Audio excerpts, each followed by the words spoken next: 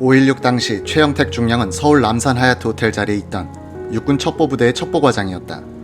그날 새벽 4시쯤 총소리를 들은 최 중령은 육본 관사에서 허겁지겁 옷을 입고 부대로 나왔다. 부대로 달려가면서 최 중령은 박정희 소장과 648기 동기생 김종필이 일을 벌였을 것이라는 생각을 했다. 김종필은 약 한 달 전인 4월 초순에 최영택 중령과 통신참모 김태진 중령을 찾아왔다. 김종필은 심각한 얼굴로 김태진에게 혁명이 나면 전화라인 좀 차단시켜줘 라고 부탁했고, 김태진 중령은 알았다고 대답한 적이 있었다.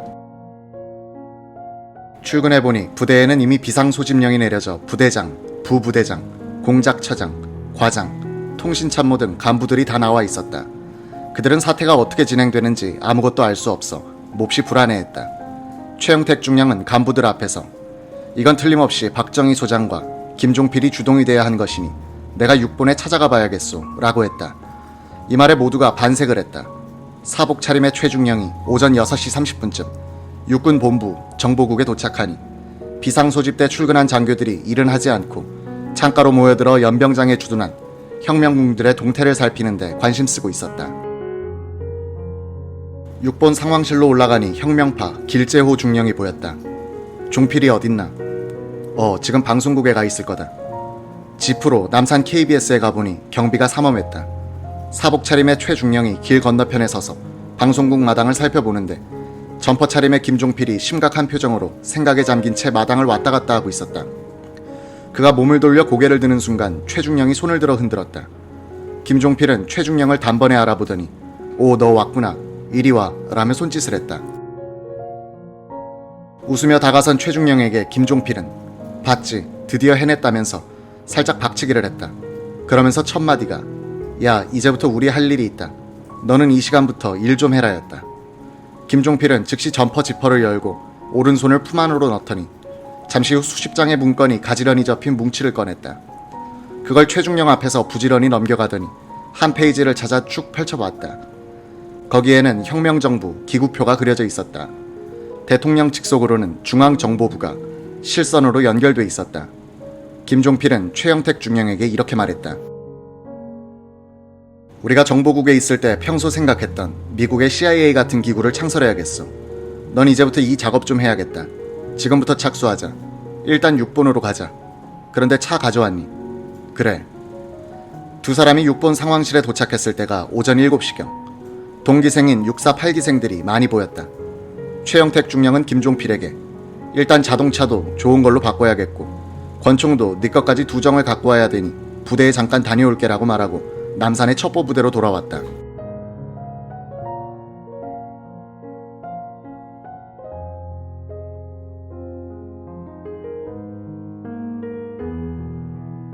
첩보부대 간부들은 최영택 중령이 돌아오자 마른 침을 삼키며 이야기를 듣기 위해 다 모여들었다. 이제부터 종필이와 일을 해야겠는데 여러분들이 협조 좀 해줘야겠소. 뭘 도와주면 되지? 우선 차부터. 첩보부대에서 가장 좋은 차는 공작처장이 타고 다닐 때였다. 김영민 공작처장은 즉시 자기 차를 쓰도록 했다. 권총도 2정을 구했다. 게다가 첩보부대장에게서 운전병, 휘발유 등 첩보부대가 보유하고 있는 것은 마음대로 써도 좋다는 허락까지 받았다. 모의 과정에서 제외됐던 첩보부대가 자진해서 혁명에 참여한 데는 김종필이 이 부대에 오래 근무하여 능력이나 인품에서 신뢰를 얻었기 때문이다. 최영택 중령이 다시 6본 상황실로 돌아와 보니 넓은 방이 장교들로 꽉 차 있었다. 모든 장교들이 군복을 입고 있었지만 김종필과 최영택 중령만 사복이었다. 회의에 불만이 있는 혁명파 장교들 중 대령급들은 틈만 나면 상황실 뒤편으로 걸어와 김종필에게 귓속말을 하고 있었다. 이렇게 하면 안 되는 거란 말이다. 김종필은 그럴 때마다 고개를 끄덕이며 알았다고 답한 뒤 돌려보내곤 했다. 장도영 총장이 출동부대에 철수론을 펴 신뢰가 소란스러워졌을 때 한 대령이 함부로 철수 못합니다 라고 끼어들자 길재호 중령이 말했다. 저 새끼 저거 배신할 때는 언제고 혁명군 들어오니 저런 말을 해. 며칠 뒤에 저놈도 다 잡아넣어야 해. 군사혁명위원회 명단을 발표할 때 김종필은 최 중령을 데리고 갔다. 해병대 헌병 지프가 선두에서 사이렌을 울리며 에스코트를 했다. 강창선 아나운서가 이들을 맞았다. 계엄사령부 인적사항을 발표할 테니 읽으시오. 알겠습니다. 강창선 아나운서는 스튜디오로 들어갔다. 김종필은 나는 여기 있을 테니 네가 들어가봐라고 했다. 최영택은 강창선 아나운서 뒤로 들어가 명단을 제대로 읽는지 꼼꼼하게 살펴보기 시작했다. 중앙계엄사령관 장도영, 중앙계엄 부사령관 박정기. 그는 박정희를 박정기로 읽고 있었다. 최영택은 강창선 아나운서의 어깨를 소리나지 않게 치면서 기가 아니라 희라고 말했다. 아나운서는 다시 읽기 시작했다. 아, 실례했습니다. 박정기가 아니라 박정희입니다. 이날 방송을 마친 뒤 김종필은 종로 한일은행 본점으로 최영택을 데리고 갔다. 친형 김종락이 두 사람을 보고 밖으로 나왔다.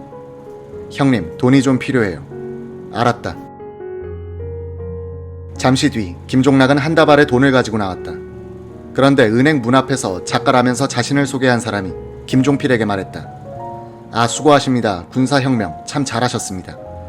국민들이 절대 지지하고 있으니 꼭 성공하시기 바랍니다. 그런데 제 소견이 있습니다. 과도기에는 반드시 쌀값이 뜁니다. 혼란기가 닥치면 장사꾼들이 매점 매석을 하기 때문이죠. 이것을 우선 막아야 합니다. 알겠습니다. 김종필은 좋은 훈수 하나 들은 듯 기분 좋아했다고 한다.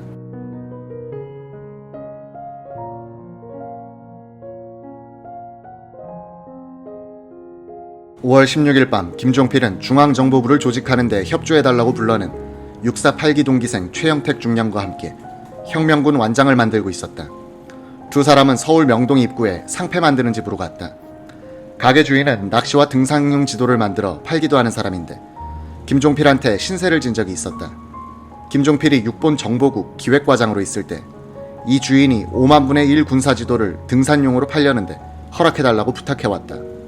김종필이 상부에 이야기해서 좌표를 지우고 판매하도록 해주는 바람에 돈을 많이 번 사람이었다. 이 주인은 그날 밤을 새워 4,500장의 완장을 만들어주었다. 17회부터 하얀 천에 혁명군이라 쓴 완장을 나누어주니 군인들의 사기가 충천하는 것이었다. 혁명군이 아닌 군인들은 완장을 찬 동료들을 보고 부러워했다. 최영택은 완장의 심리적 효과에 놀랐고 이를 적절하게 이용한 김종필의 두뇌에 다시 한번 감탄했다. 17일 오후 김종필은 최영택에게 우리 동기들을 불러오자. 우선 서정순, 이영근, 그리고 제대한 뒤 대구에 내려가 있는 고재훈을 불러와 라고 했다. 이들이 정동 구 러시아 공사관 근처의 하남 호텔에 모인 것은 5월 18일이었다. 김종필이 대강 정해준 지침에 따라 이들은 중앙정보부에 조직안을 만들기 시작했다. 이들은 6.25 전부터 육본 정보국에서 근무한 장교들로서 당시 전투정보과 비공식 문관이던 박정희와 친면이 있었다. 이들은 작업을 하다가 석정선을 생각했다. 동기생 석정선은 4.19 직후 김종필과 함께 군내 정화운동을 주동한 인물이었다. 김, 석 두 중령은 둘도 없는 친구로서 5.16 석 달 전에 헌병대에 같이 구속됐다가 강제 예편당할 때까지는 행동을 함께했다. 그 뒤 석정선은 나는 처자식도 있고 하니 혁명은 그만두겠다고 해 손을 뗐었다. 김종필은 좋다, 네 갈 길을 가라. 그러나 혁명이 누설되면 네가 한 걸로 알겠다 라고 엄포를 놓았다. 동기생들은 뛰어난 정보장교인 석정선의 머리가 필요하니 그를 불러야겠다고 김종필에게 건의했고 김종필도 양해했다. 석정선이 참여하자 하남 호텔의 모임은 활기를 더해갔다. 이들은 중앙정보부뿐 아니라 군사혁명위원회를 이을 국가재건 최고회의의 조직안도 만들었다. 이들은 혁명정부 권력구조의 산파이기도 했다. 19일 김종필은 최영택 중령에게 장면 총리 직속으로 되어 있던 중앙정보위원회 이후락 실장으로부터 업무 일체를 인수하라는 지시를 했다. 이후락은 자유당 시절에 김정열 국방장관으로부터 발탁돼 장관 직속의 중앙정보부를 창설하고 이 부대의 이름을 자신의 군번을 따서 7구부대로 붙였었다. 7구부대의 주 임무는 미국 CIA와 정보 교류를 하는 것이었다. 이후락은 장면정부 시절에도 육군소장으로 전역한 뒤 같은 일을 보고 있었다. 정보위원회는 그러나 경찰, 군의 여러 정보기관을 통합 조정하는 국가정보기관으로서는 기능하지 못하고 있었다. 최영택 중령은 이후락 실장 집으로 전화를 걸었다. 부인이 전화를 받는데 안 계신다는 것이었다. 최영택은 이후락과 함께 연합참모본부에서 근무한 적이 있었다. 최영택은 사실 저는 최영택입니다 라고 하니 부인은 어머나 그러세요, 잠깐 기다리세요 라고 하더니 이후락을 바꿔주더란 것이다. 최영택 중령입니다. 이젠 군사혁명이 성공 단계로 들어가고 있습니다. 저희들이 중앙정보부를 창립하려고 하는데 도와주십시오. 아, 협조하죠. 인수인계를 해주시면 좋겠습니다. 언제든지 좋습니다. 일단 내일 한번 뵈면 어떨까요? 좋죠. 내일 오후 1시에 명동 사보이 호텔 지하 다방에서 만납시다. 5월 20일 최영택은 김종필을 따라가서 군사혁명위원회 위원들에게 국가재건 최고회의의 조직과 기능 등 혁명정부의 통치기구 조직에 대해서 보고했다.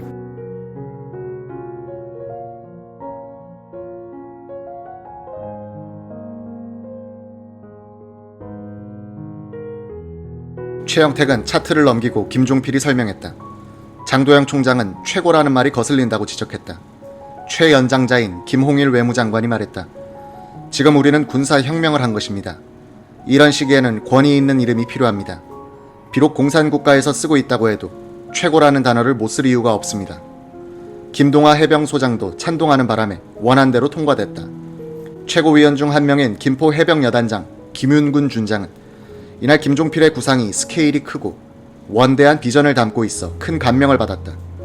그의 능란한 화술 때문에 브리핑 내용뿐만 아니라 이 조직 안을 만든 사람들을 돋보이게 만들었다는 것이다.